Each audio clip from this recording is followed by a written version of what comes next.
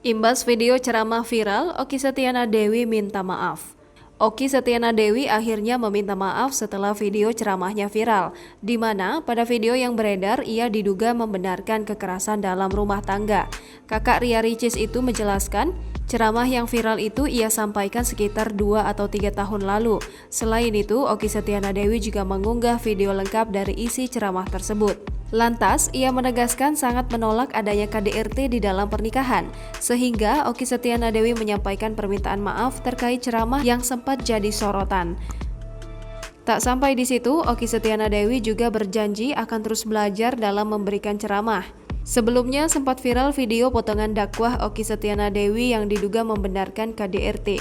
Ia menceritakan sebuah kisah nyata yang terjadi di Jeddah, Arab Saudi pada pasangan suami istri.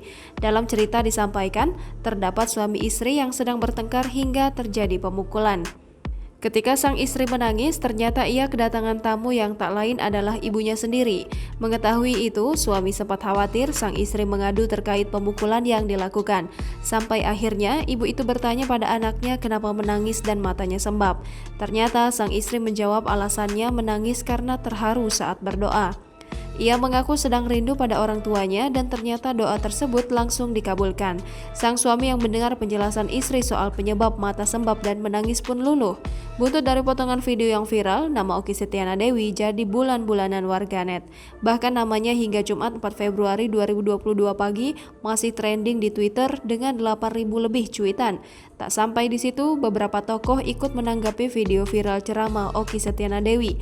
Di antaranya mulai dari legislator PKB, Jaringan Muslim Madani, hingga Komnas Perempuan. Jangan lupa subscribe, share, komen, dan like ya.